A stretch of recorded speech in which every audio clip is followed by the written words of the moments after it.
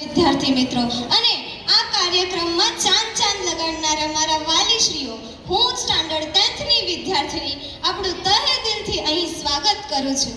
હું મારા લફ્ઝોની શરૂઆત એક શાયરીથી કરવા માંગુ છું, જે શાયરીઓ અહીં ઉપસ્થિત તમામ સ્ટુડન્ટ માટે છે. किताबों का साथ हो, पेन पर हाथ हो, कॉपियां आपके पास हो, पढ़ाई हो दिन रात, जिंदगी के हर इम्तिहान पर आप हो सदा पास. હું મારા જીવનમાં મેં ક્યારેય ક્લાસીસનો અનુભવ નહીં કરેલો. ધોરણ 9માં જ્યારે ફર્સ્ટ વાર મારે અનુભવ કરવાનો થયો ત્યારે મનમાં થોડોક ડર પણ હતો અને આંસુ પણ હતા કે ત્યાંના સરો કેવા હશે, ત્યાંના વિદ્યાર્થીઓ કેવા હશે, એ મારી સાથે કેવું વર્તન કરશે, હું તેમની સાથે ભળીશ કે નહીં ભળીશ, થોડુંક મનમાં ડર હતું. જ્યારે ફર્સ્ટ ડે હું ક્લાસમાં પહોંચી તો ફર્સ્ટ લેક્ચર કિશન સરનો હતો. તેણે પ્રેમથી મને આવકારો આપ્યો અને કહ્યું કે આવ બેન, બેસી જા અહીંયા. બસ તેમણે મને એ કહ્યું અને મને એમ થયું કે ના, સરો તો અહીંના પણ સારા જ હોય છે. બીજો લેક્ચર જયેશ સરનો હતો. તેમણે મારું નામ પૂછ્યું અને મને કહ્યું કે ભણવામાં ધ્યાન આપજો. અને ત્રીજો લેક્ચર હતો મારો અનિલ સરનો. અનિલ સરે મારું નામ પૂછ્યું અને થોડોક સમય થયો તો પછી તેમણે મને વાંચવાનું કહ્યું હતું. પણ જ્યારે હું વાંચવા ઊભી થઈ તો ત્યારે અમુક છોકરાઓને હસવું પણ આવ્યું. ત્યારે હું થોડીક ગભરાઈ પણ ગઈ. પણ ત્યારે સરે મને હૌસલો આપ્યો અને કહ્યું કે સાચી વાંચવાની સ્ટ્રીક તો આ જ છે. બસ ત્યારથી ધીમે ધીમે હું બધા જ સરો સાથે ભળી ગઈ. ધોરણ 9માં સૌરભ સર અમારું ઇંગ્લિશ ભણાવતા હતા. ત્યારે સ્કૂલમાં મારું કોઈ ટ્યુશનમાં મારું કોઈ મિત્ર નહીં હતું, પણ સૌરભ સર મારા મિત્ર બન્યા. મને અંગ્રેજી ન આવડવા છતાં તેઓએ મને અંગ્રેજી ભણાવ્યું. બસ એક જ સવાલ કહેતા, આગળ વધતી રહેજે, ઇંગ્લિશ આવડે કે ન આવડે હું તને શીખડાવીશ. સૌરભ સર મારા સર નથી, તે મારા મિત્ર છે. તેથી હું સૌરભ સરનો તહે દિલથી આભાર માનું છું કે તેમણે મને ઇંગ્લિશ શીખડાવ્યું.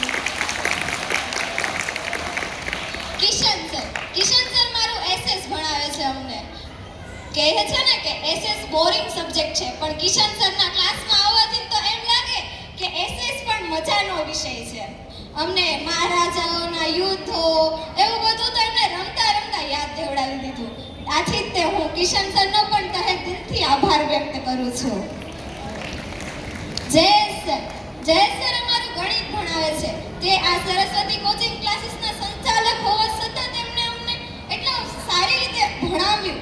તેઓ દરેક વિદ્યાર્થીઓ સાથે પ્રેમથી વાત કરે, સાથે સાથે તેમણે અમને જીવન જીવવાની રીત પણ શીખવી છે. તો હું જયેશ સરનો પણ તહે દિલથી આભાર માનું છું. મિશ્રા સર એ ધોરણ 10માં અમારું ઇંગ્લિશ ભણાવે છે. તેઓની ઇંગ્લિશ ભણાવવાની રીત મતલબ મજા જ પડી જાય. તેમના ક્લાસમાં મસ્તી તો હોય પણ સાથે સાથે ભણવાનું પણ હોય છે. એટલે હું મિશ્રા સરનો પણ તહે દિલથી આભાર માનું છું. ભાવિન સર અમને વિજ્ઞાન ભણાવે છે. કોણ કહે છે કે વિજ્ઞાનમાં તમારે 80 માંથી 70 કે 80 માર્ક્સ નો આવી શકે? અરે મને પૂછો કે જ્યારે મારે 80 માંથી 70 માર્ક્સ આવે ને તો વિજ્ઞાનમાં આવે. તો આથી હું ભાવિન સરનો પણ તહે દિલથી આભાર માનું છું કે તેઓ મને વિજ્ઞાન ભણાવ્યું. નિકુંજ સર અમને સંસ્કૃત ભણાવે છે. મને સંસ્કૃતના કાળો છે, શ્લોકો છે, મને જરા પણ નહોતા આવડતા.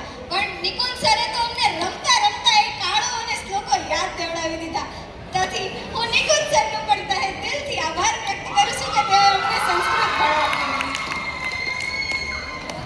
હવે અનિલ સર વિશે તો મારે શું કહેવું? જો બધા માને કે અનિલ સર થોડા ગુસ્સાવાળા છે. હું માનું છું કે અનિલ સર જેવા તો કોઈ સર નહીં હોય. કેમ કે સરને એમ લાગતું હશે કે અમે સરના ચાળા રહ્યા છે, પણ અમને સરની હારે ભણવાનું તો બહુ જ મજા આવે. કોઈ દાખલા ન આવડતો હોય અને એને અલગ અલગ રીતથી કઈ રીતે ગણવા તે પણ શીખડાવે તો અમને અનિલ સર છે. આથી હું અનિલ સરનો પણ તહે દિલથી આભાર માનું છું કે તેઓ અમને ગણિત ભણાવે છે. હવે હું એક એવા સરનું નામ લઈશ કે એમના વગર તો અમારી સરસ્વતી કોચિંગ ક્લાસીસ ચાલી શકે એમ જ નથી. હું એમનું નામ અત્યારે તો નહીં લઉં, પણ તમે ધીરે ધીરે સમજી જશો કે હું કોના વિશે કહેવા માંગુ છું. રાઈટ, હું ધર્મેશ સરની જ વાત કરું છું. ક્લાસીસમાં કોઈની હારે વાત કરીએ કે ના કરીએ, 2 મહિને પહેલા જ તે ધર્મેશ સરની સાથે વાત કરીએ. પછી ધર્મેશ સરની હારે થોડીક ચાપલાસી કરીને અમે લોકો ક્લાસમાં જઈએ. અરે ક્લાસમાં કોઈ આવે કે ન આવે પણ ધર્મેશ સર ન આવે ને તો મજા જ ન આવે. એમ લાગે કે અમે ક્લાસીસમાં બોર થઈ જાવી છીએ. એટલે હું ધર્મેશ સરનો પણ તહે દિલથી આભાર વ્યક્ત કરું છું.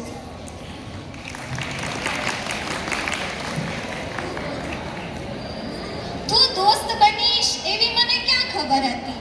દોસ્તીમાં પણ ખાસ બનીશ એવી ક્યાં ખબર હતી? તારા વગરની પણ એક જિંદગી છે પણ તું જ મારી જિંદગી બનીશ એવી ક્યાં ખબર હતી?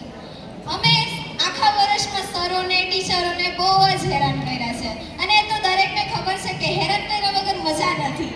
એટલે તો પણ છતાં દરેક સરોએ અમને પ્રેમથી ભણાવ્યા અને એક જ શબ્દ કહે, આગળ વધારજો, આગળ વધતા રહેજો, અમે તમારી સાથે છીએ. એટલે હું અહીંયા ઉપસ્થિત દરેક સર અને ટીચરનો આભાર વ્યક્ત કરું છું કે તેઓએ અમને આટલું સારી રીતે ભણાવ્યું. અંતમાં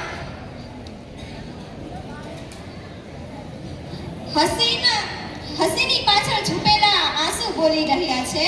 ફેરવેલ ખાલી વિદાય નહીં બચપન છોડી રહ્યા છીએ.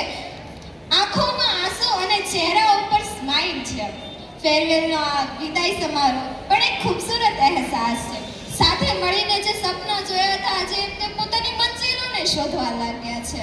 એટલે જ કહું છું ફેરવેલનો દિવસ બહુ ખૂબસૂરત અહેસાસ બની રહ્યો છે.